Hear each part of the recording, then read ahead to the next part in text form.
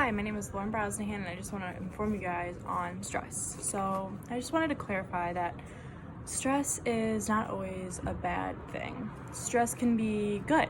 So, for say you have a project coming up and you're stressed about it, that stress pushes you to get the work done.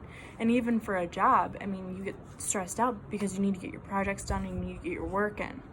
So stress isn't always a bad thing, and people always put stress as this awful thing that everyone wants to manage and take care of, but in reality, everyone deals with stress on a daily basis, and it's not always a bad thing, but too much stress can lead to a lot of issues.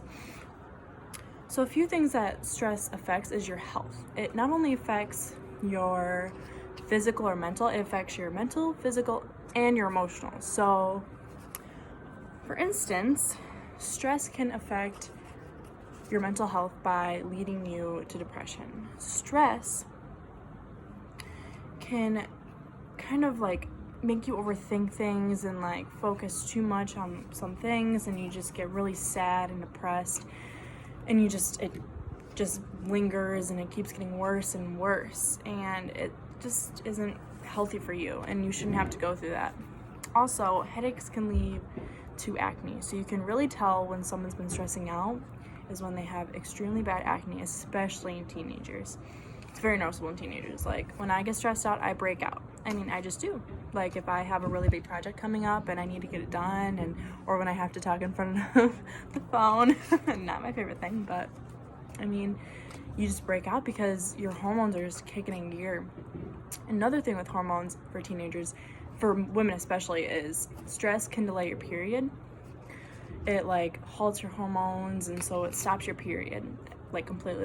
It'll delay it, and so which usually that leads to more stress for women. So it's no bueno, it's no fun. But also, stress can also cause you to search for relief in food. So it kind of makes your metabolism go down, and you kind of gain more weight because when you get a lot of stress, you tend to search for relief by food, and technically it's typically not healthy food. It's always going to be your high in sugar foods, high in fat, and also it can stress also causes you to store more fat, and so that's where you're kind of losing your metabolism and gaining all that weight because you're just not getting rid of all that fat that you're eating to relieve your stress. And lastly, stress can also cause a lot of inflammation. So it releases a hormone, or I think it's a cell, it's like an immune cell, and it's like a cytokine or whatever. And that causes your inflammatory response to spike up, and so you're always going to be in pain, your joints are going to be in pain, and so when you're in pain you tend to look for medicine, and then you get into this whole ordeal where you're dependent on alcohol, you're dependent on drugs. It's just, stress is like a tree. It's like stress, and it leads to all these little things. It leads to so many drug problems, alcohol problems, weight problems. It's just, if you manage your stress, then you'll be solid, but if you don't manage your stress, it can lead to so many issues. And this is all on a website, and the author is Catherine George, and it was published in 2019. Oh, and another thing, sorry, the stress can cause your immune system to go down, so you're more susceptible to sickness. It says that one of the proposed actions of stress is that it triggers inflammation in the body, which is thought to underlie many issues in the body, including heart disease, diabetes, and autoimmune disorders. And that was stated by Alka Gupta. She has an MD. She's a big doctor at a hospital, so I trust her on that one. But yeah, so also you need to know when your stress is taking over your life. And some ways you can tell is by some of the symptoms I just stated. So acne, headaches, tension headaches, which I get all the time. It's when your back tenses up and your neck muscles tense up, and so it goes all the way up, and it's just causes the worst headache. And they did some studies to kind of show how stress is taking over, and how many people have this stress problems. So it states that 33% of adults are reported experiencing high levels of perceived stress. So you're not alone. Everyone deals with stress. And some people don't deal with as much stress as maybe others. And some people deal with a lot of stress through work and school. They just have all these things they need to do and all this like high priority stuff that's a really big deal. And so adults probably deal with a lot of it, but I mean, teenagers deal with stress, but probably not to the extent of adults, just based on what they have going on in their life. But and also there's another study that I found that 61 older adults were injected with the flu virus, and those with chronic stress showed a weakened immune response. So that just shows how when you have a high stress level that it can affect your immune response, and it can cause you to get sick and more susceptible to viruses and bacterias. And then lastly, I found another pretty cool one. It's 235 adults were categorized into a high or low stress group over a 6-month period. Those in the high stress group experienced 70% more respiratory infections and had nearly 61% more days of symptoms than the low stress group. So another one that shows that how important you need to manage your stress, because it can get you really sick, especially in older adults too, because I mean their immune systems are already weakened. And I found actually all those studies on a website, and it was published by Rachel S. Link, MSRD, on January 7th, 2018.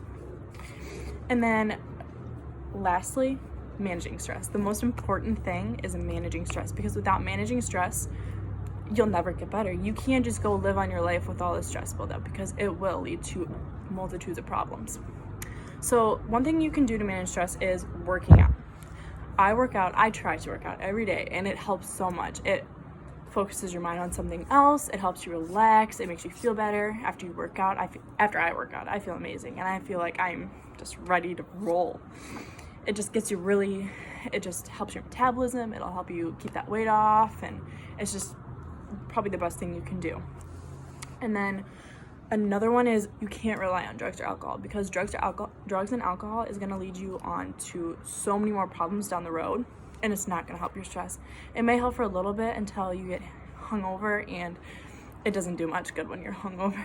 And then another one is you need to get enough sleep, because without sleep, that is when your mind relaxes, and without sleep, it takes a toll on your body. And so when you sleep, you relax and you just let your body do your thing, and you just get to sleep it off, and then you're not thinking about anything. So it helps a lot. And then for me, managing my time, I have a calendar, and I write down all my days that I work or what I need to do, my homework, so I can kind of lay out my days where I need to work on some homework before work, or if I have like a doctor's appointment, then I know like, oh, can't do this that day. I have a doctor's appointment, so I don't have to worry about it, and kind of rearrange my schedule to make it work, instead of not knowing what's going on and then having 500 million things to do on just one day, when you could have laid it out so it's not all grouped together and you're stressed out about how much you have to do that day.